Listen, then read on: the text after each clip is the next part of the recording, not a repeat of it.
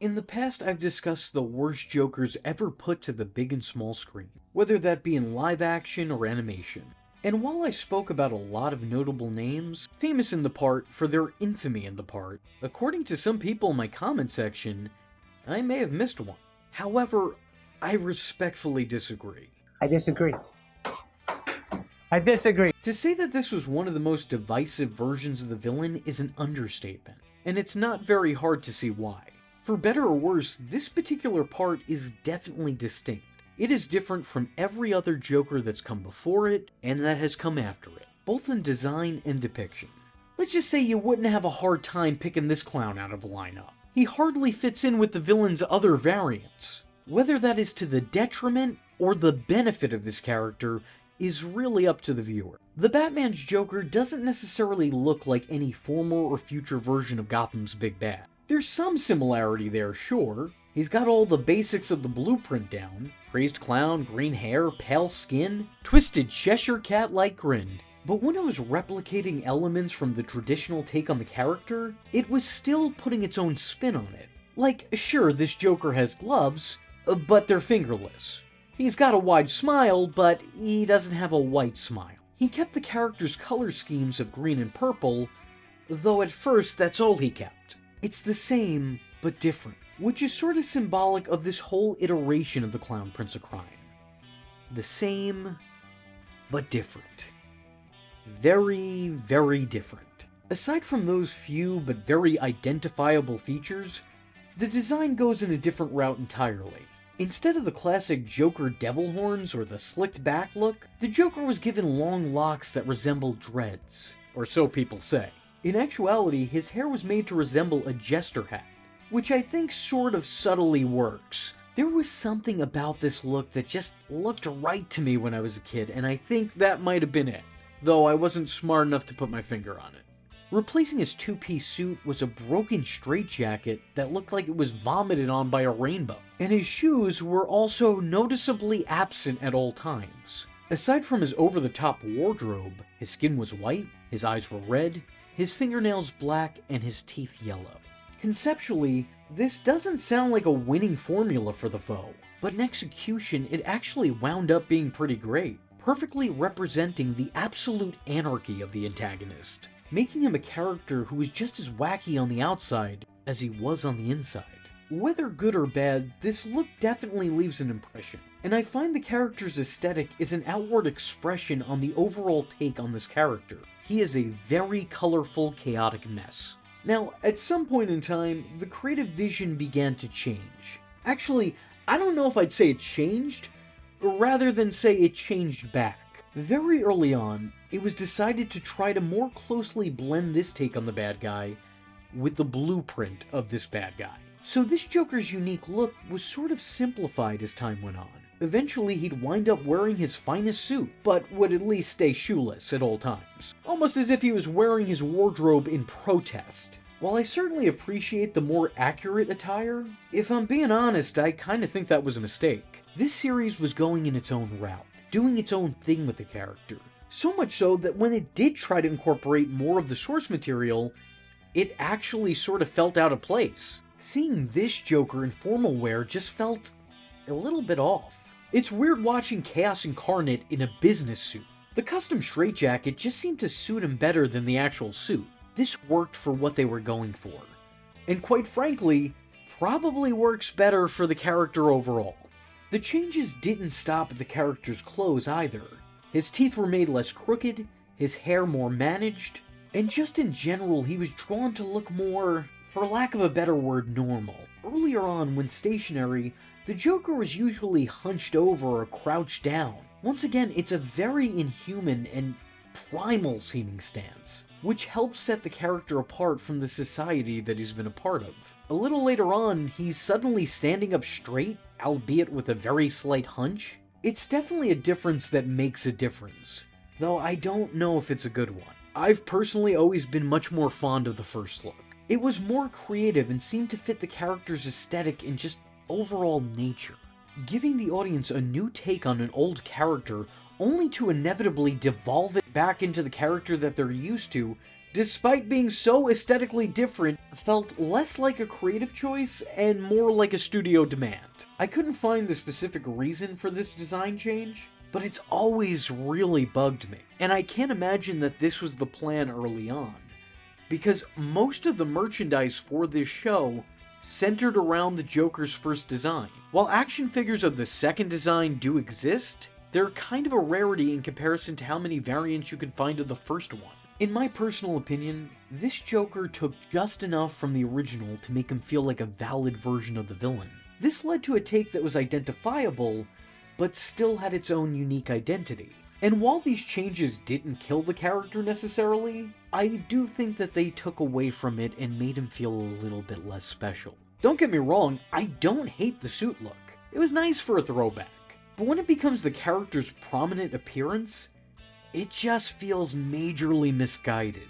They had something great here, and they managed to make it a little bit less great. Regardless, even aside from his appearance, there are a lot of notable differences from this Clown Prince of Crime and the previous circus royalty that came before it. For starters, while the series Batman is referred to as the Batman, this Joker exclusively refers to himself as Joker. Hold the Joker, the Batman. And later on, when a Harley Quinn comes into the picture, their relationship is noticeably different. Yes, this Harley is manipulated into being Joker's partner in crime, but here she actually feels like his partner in crime, rather than just a pawn that he plays with. He doesn't mistreat her nearly as much. The punchlines don't come with bruises, and when they do, they aren't hers. This Joker is a lot more willing to share a joke with Harley, rather than have it be at her expense. He also genuinely seems to enjoy her company. You get the feeling that this terrible twosome are together not just to be a threat to the dynamic duo, but to paint the town red with blood and lipstick. They truly do feel like a team, rather than a man minding his underling. It's not the relationship we're used to seeing, but honestly, well, it's a nice change of pace. It's nice to see a Joker who just wants a sidekick. The Joker was never really considered a threat to Batman physically. Whenever the Dark Knight went toe-to-toe with the Clown Prince of Crime, it ended very quickly, very decisively, and never in the Joker's favor. And once again, things are quite different here. This Joker can actually hold his own in a fight. He packs a punch, and more accurately a kick. And his agility and ability are unmatched when compared to other Jokers. This makes him that much more of a problem for the Caped Crusader. His movements are very distinct as well, using his feet as a second set of hands and leaping to get around. He'd jump around like a monkey gymnast hybrid. I hate to be repetitive here, but this was once again a very unique trait exclusive to this particular Joker. I always liked that he had somewhat animalistic qualities. I don't think that these are traits that should have been carried over with the character in any other adaptation of the antagonist, but for this one specifically, I think it works wonders. And the fact that this wasn't done elsewhere makes this one feel that much more special. I've always appreciated the fact that this Joker was constantly playing dress-up. Yes, his attire changed from the first few appearances he had, but his attire also was continually changing throughout the episodes anyway. This Joker was always dressed for the occasion, no matter what that occasion was. It's a very cartoony feature that I think works well with the clown. The part was played by Michael Richardson. I was feeling a bit screwed, so I checked myself in. That's the joke. An actor who you might not have seen a whole lot of, but one that you've probably heard a whole lot from. His resume runs far longer than this video's runtime, so I won't get into all that he's done, but he's famous for playing Goro from Mortal Kombat, Gantu from Lilo and Stitch, Jerome in Family Guy, amongst many, many, many others. Now, I give you those exact examples for a reason. Can you imagine the voice coming from any of those characters voicing the Joker? Before you get all excited, I'm gonna drop a little knowledge on y'all. No, I don't want a sandwich. Unless you have egg salad. You fool. You know nothing. Richardson was certainly playing against type. Not just because he was the first black actor ever to portray the Joker in any sort of media, but because the voices that he's most famous for definitely aren't ones that are ideal for this famous foe. Typically, he speaks in a very deep voice and with a sinister-sounding manner. A voice that might be ideal for Darkseid, or Trigun, or Martian Manhunter, which are also all roles that he would go on to play at different points in time. But that voice is nearly the antithesis of the Joker. However, Kevin Michael Richardson would prove that he has quite the vocal range. Another good indication of this is the fact that he plays the voice of Cleveland Jr. on The Cleveland Show. Well, I was listening to Neil Sedaka's Hanukkah album. Also, all of this. I play Smidge in the animated series Trolls on Netflix. He goes, Oh my god. Barney Rubble. Hiya, Betty. Hiya, Mama. Let's see if I remember how to do this from my Carney days. Behold, the king of the Koopas. Kevin Michael Richardson has actually admitted to being a little bit wary of playing the part, just because of the respect and appreciation he had for Mark Hamill's time in the role. But with Hamill's blessing, Richardson took the gig and giggled his way into Gotham. I was asked to audition for the Joker. It was a big issue for me at the time because I was actually very upset because Mark Hamill is a friend. My problem was, what's wrong? If it ain't broke, don't fix it. And I was so frustrated and so angry that I, channeled all of that energy into the mic, and it worked out pretty nicely. I had a lot of fun doing it. I had Mark's blessing. Of course, Kevin's voice is still naturally deeper than the other men who have donned the paint. Figuratively and literally speaking. But he matches the character's chaotic energy and personifies his larger-than-life nature to a T. The character feels like a cartoon in a world full of real people, despite the fact that he is a cartoon within a cartoon. While everyone else to some extent is grounded, this Joker is in flight. He's a loud, obnoxious, over-the-top showman who will do anything for attention and applause that will never come. This jester juggled outlandish comedy with shocking absurdity, making for a performance that feels equal parts horrifying and hilarious, able to seamlessly transition from frightening to funny, and feeling fluid throughout. You've got... Well, maybe I am a bit batty.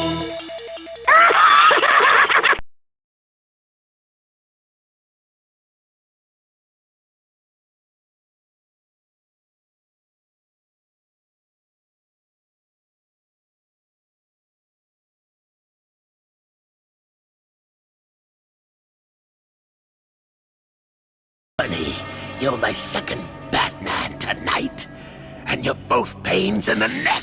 Can't miss comedy, folks. A character that could work in both scarier and campier episodes without ever once feeling out of place. He could be used as a big bad, or comedic relief, and it was all the same. He still feels the same. This Joker views the world as a stage for his show, with him as the main attraction. He's a force of nature that demands the attention of an audience, dealing out punches and punchlines evenly, just so long as he's not the butt of the joke. I don't think Richardson gets the praise that he deserves for the role, especially when you realize what he was up against. A lot was asked of this man. He was tasked with following what most feel is the definitive take on this character, and I think for many, the mere fact that he wasn't the same was disappointing. I don't know at what point people decided that this was a bad take on the Joker, but I think that take is a bad take on the Joker. This performance was good enough to get Kevin 2 Daytime Emmy nominations, and good enough for the character to be the most reoccurring villain in the entire series, making 20 appearances within the seasons, and 2 additional appearances in the movie and the Leapster game. Is this the perfect Joker? No, but I still think that this Joker is pretty perfect. Yeah, it's different, but I don't think that uniqueness comes at the expense of the spirit of the source material. He still feels like the Joker, just a Joker that's entirely its own, which is why it's one of my all-time favorite renditions of the Rogue. With that being said, if you like this video as much as I like this performance, and you want to see a video about the definitive Joker, Mark Hamill, let me know in the comment section below by leaving a comment saying...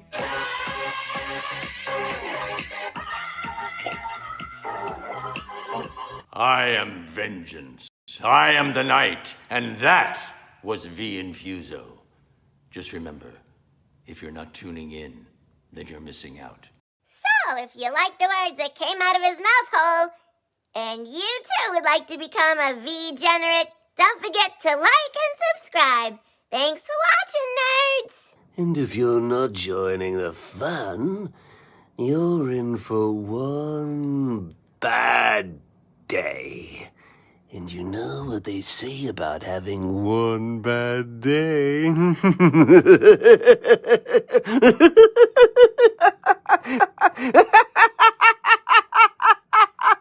Catch him next time. Same bat time. Same bat channel.